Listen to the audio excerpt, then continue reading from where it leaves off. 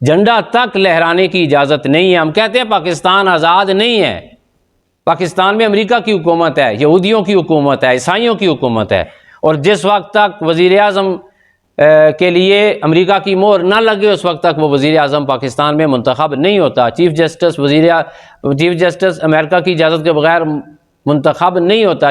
اعوذ باللہ من الشیطان الرجیم، بسم اللہ الرحمن الرحیم۔ درود پاک۔ اللہم صلی علی سیدنا و مولانا محمد وعلی آل سیدنا و مولانا محمد وبارک وسلم وصلی علیہ۔ حاضرین محترم، ناظرین اور سامعین، دورہ تفسیر القرآن پارہ نمبر 17، رکوع نمبر 13، سورہ حج آیت نمبر 39۔ اللہ تعالی ہم سب کو قرآن حکیم کے ساتھ اسی طرح جڑے رہنے کی اور قرآن سے فیض حاصل کرنے کی توفیق عطا فرماتا رہے۔ آج کی جو آیہ کریمہ ہے اس میں جنگ کا باقاعدہ آغاز ہے، اور آقا علیہ الصلوۃ والسلام کو اور ان کے جان نثاروں کو جنگ کی اجازت دی گئی ہے۔ یہ وہ پہلی آیت کریمہ ہے جو جہاد کے متعلق نازل ہوئی۔ خدا تعالیٰ ارشاد فرماتا ہے، اذن اجازت دی گئی ہے، للذین ان لوگوں کو، یقاتلون جن سے جنگ کی جاتی ہے، بأنہم ظلموا اس لیے کہ ان پر ظلم کیا گیا ہے، وَإِنَّ اللَّهَ اور بے شک اللہ تعالیٰ، عَلَى نَصْرِهِمْ ان کی مدد کرنے پر، لقدیر ضرور قادر ہے۔ یہ اصحاب رسول ہیں صلی اللہ علیہ وآلہ وسلم کہ مکہ کی زندگی ہے، اور مکہ کی زندگی کا آخری دور ہے۔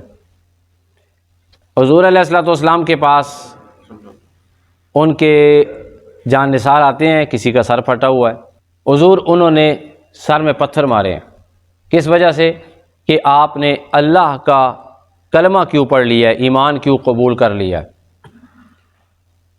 ایک دوسرا بندہ روتا ہوا آیا، کیا ہوا؟ آقا علیہ الصلوۃ والسلام کی بارگاہ میں شکایت لگی، یا رسول اللہ صلی اللہ علیہ وسلم انہوں نے کوڑوں سے پیٹا ہے، مجھے مارا ہے۔ آقا علیہ الصلوۃ والسلام نے فرمایا صبر کرو۔ اور لوگ آتے رہے، کسی کو ڈنڈوں سے مارا ہوا ہے، کوئی تپتی ہوئی ریت پر گھسیٹا گیا ہے، کسی پر بڑی بڑی پتھر کی سلیں رکھ کر اذیت پہنچائی گئی ہے، اور طوفان بدتمیزی ہے کہ رکنے کا نام نہیں لیتی۔ آپ کے بھی اپنے دوست ہوں گے، ہمارے محلے میں سے کسی کے ساتھ کوئی بندہ زیادتی کرے، ظلم کرے، کوئی مار کے چلا جائے، ہم میں سے پورے محلے کا دل دکھے گا۔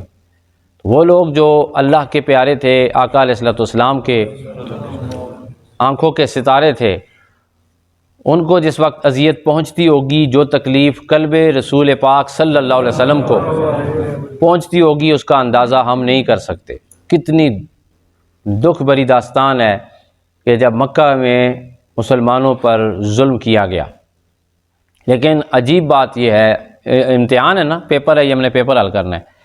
10 سال مسلسل وہ لوگ ظلم کرتے رہے، زیادتیاں کرتے رہے، گھسیٹتے رہے، پتھر مارتے رہے، ڈنڈے مارتے رہے، کوڑے مارتے رہے، سر پھوڑتے رہے، اور اللہ تعالیٰ کی طرف سے مسلسل انہیں صبر کرنے کی تلقین کی جاتی رہی، اور یہ کہا کہ ان کے خلاف جہاد نہیں کرنا، ان کے خلاف تلوار نہیں اٹھانی، ان سے بدلہ نہیں لینا۔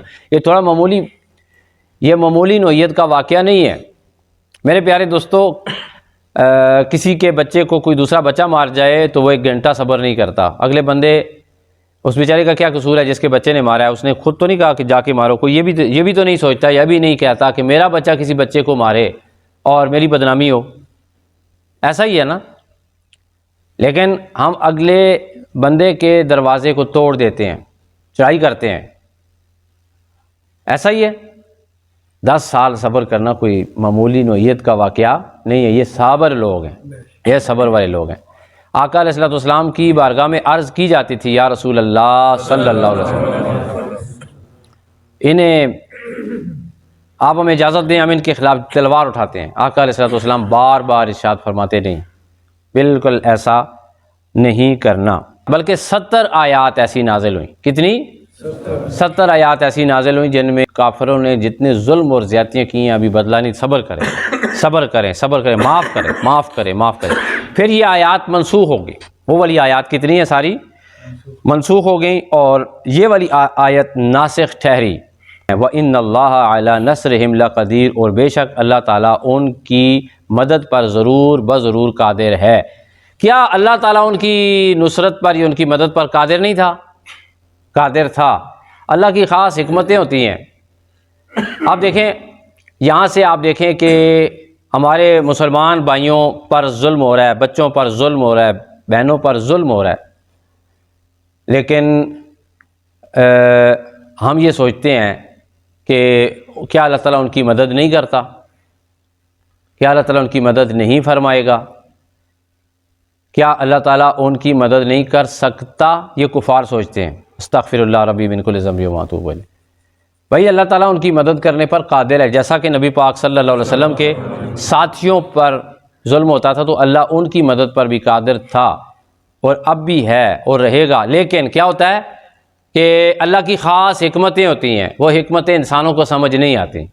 ان حکمتوں کے تحت انسانوں کو صبر کرنے کا جو ہے وہ درس دیا گیا ہے۔ لیکن یہاں پر آپ یہ مت سوچیں کہ غزہ اور فلسطین میں بھی پوری دنیا کے لوگ صبر کریں، کیونکہ وہ آیات اب منسوخ ہو گئی ہیں۔ وہ حکم صرف نبی پاک صلی اللہ علیہ وسلم کے صحابہ اکرام کے لیے تھا۔ اب جہاد فرض ہے، اب جہاد پوری امت پر فرض ہے۔ جہاد سے پہلو تہی کر کے، جہاد سے اعراض کر کے اور جہاد سے منہ پھیر کے ہم اللہ کے رسول کے اور اپنے شہید بھائیوں اور غازی بہن بھائیوں کے مجرم ہیں۔ ہمیں قیامت کے دن اس کا حساب اور کتاب دینا پڑے گا۔ ہم کیا کر سکتے ہیں بھائی؟ ہم یہ کر سکتے ہیں کہ ان کی مصنوعات کا بائیکاٹ کر سکتے ہیں جہاں تک ہو سکے۔ بھائی پوری مصنوعات کا بائیکاٹ کرنا 100% تو ممکنات میں سے شاید نہ ہو، اس لیے کہ مسلمان ہاتھ پر ہاتھ رکھ کے بیٹھے ہوئے ہیں۔ کوئی ٹیکنالوجی نہیں ہے، کوئی جناب ترقی نہیں ہے، کوئی آگے کا نہیں سوچنا، کوئی بزنس نہیں ہے، کوئی ای بزنس نہیں ہے اس طریقے کا کہ ہم اپنی جو پروڈکٹس ہیں وہ باہر بھیج سکیں، ایکسپورٹ کر سکیں۔ لیکن کیا ہے کہ ان لوگوں نے، یہودیوں نے ایک چیز میں پیسہ انویسٹ کیا ہے۔ یہ پیپسی کو ہی لے لیں، آج بھی کئی دفعہ ہم دعوت پہ جاتے ہیں، پیپسی رکھی ہوتی ہے۔ تھوڑی سی شرم اور حیا آنی چاہیے پاکستانی قوم کو۔ اور ہمارا پی ایس ایل ہوا، میں نے ایک میچ تھوڑا سا دیکھا، یقین کریں اتنا دکھ ہوا۔ وہ پاکستان کے تماشائیوں کے ہاتھوں سے فلسطین کا جھنڈا کھینچ رہے ہیں، وہ ہاتھ، یہ کون ہے؟ یہ مسلمان ہے۔ جھنڈا تک لہرانے کی اجازت نہیں ہے۔ ہم کہتے ہیں پاکستان آزاد نہیں ہے، پاکستان میں امریکہ کی حکومت ہے، یہودیوں کی حکومت ہے، عیسائیوں کی حکومت ہے، اور جس وقت تک وزیر اعظم کے لیے امریکہ کی مہر نہ لگے اس وقت تک وہ وزیر اعظم پاکستان میں منتخب نہیں ہوتا۔ چیف جسٹس امریکہ کی اجازت کے بغیر منتخب نہیں ہوتا، بڑے بڑے اداروں کے سارے۔ تو ہمارا پاکستان آزاد نہیں ہے۔ آپ سب دعا کریں اللہ پاکستان کو آزادی عطا فرمائے۔ اللہ تعالیٰ ہمیں، اللہ تعالیٰ جہاد کی توفیق عطا ہو۔ یار کم از کم یہ تو کر سکتے ہیں جہاں تک ممکن ہے، جو ہم چیز نہ کھائیں اور مرے نہ، جو چیز ہم نہ لیں اور مرے نہ، یہ ہمارا گزارا نہ ہو، ان چیزوں میں تو کم از کم یہودیوں کی مصنوعات کا بائیکاٹ کرنا چاہیے۔ حضرت ابن عباس رضی اللہ تعالیٰ عنہ سے روایت کرتے ہیں امام ابو جعفر محمد بن جریر طبری رحمۃ اللہ تعالیٰ علیہ، المتوفی 310 ہجری، کہ حضرت ابوبکر صدیق رضی اللہ تعالیٰ عنہ نے مکہ سے ہجرت کر کے مدینہ جانے کے بعد کہا کہ انہوں نے اپنے نبی کو نکال دیا۔ انا للہ و انا الیہ راجعون، یہ آیت انہوں نے پڑھی۔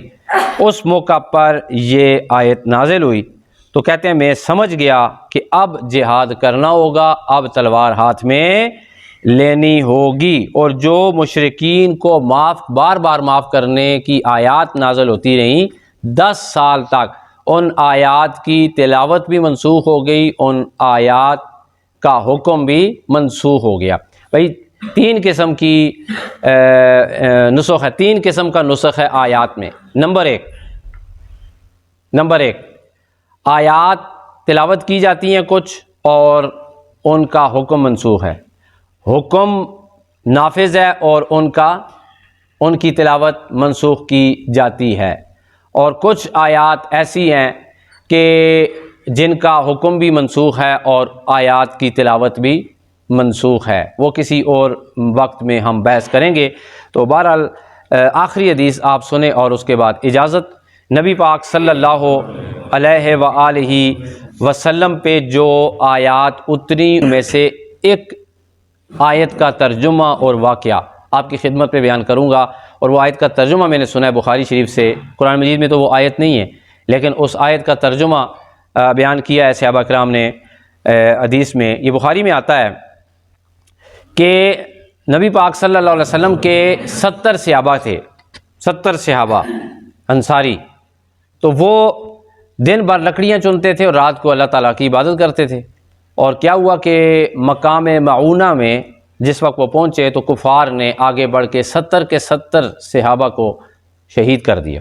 نبی پاک صلی اللہ علیہ وآلہ وسلم جو ہیں وہ بہت سخت رنجیدہ خاطر ہوئے، اور آپ صلی اللہ علیہ وسلم بہت دنوں تک صبح کی 40 دنوں تک تقریباً صبح کی نماز میں ان کے لیے دعائے ضرر فرماتے رہے، اور یہ آیت پڑھتے رہے جو کہ ہم تلاوت کیا کرتے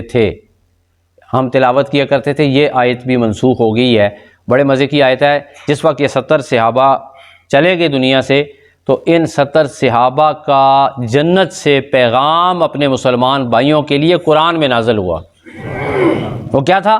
ہماری طرف سے ہماری قوم کو خبر پہنچا دو کہ ہم اپنے رب کے پاس پہنچ گئے ہیں، ہمارا رب ہم سے راضی ہے اور ہمیں اس نے اپنی طرح طرح کی نعمتیں عطا کی ہیں۔ یہ آیت بھی قرآن مجید میں موجود نہیں ہے، اس کے نسخ کا حکم تھا تو یہ منسوخ کر دی گئی، اس کی تلاوت بھی منسوخ ہے۔ تو اللہ تعالیٰ کی بارگاہ میں دعا ہے کہ اللہ تعالیٰ ہم سب کو قرآنی تعلیمات پر عمل کی توفیق عطا فرمائے۔ وآخر دعوانا ان الحمد للہ رب العالمین۔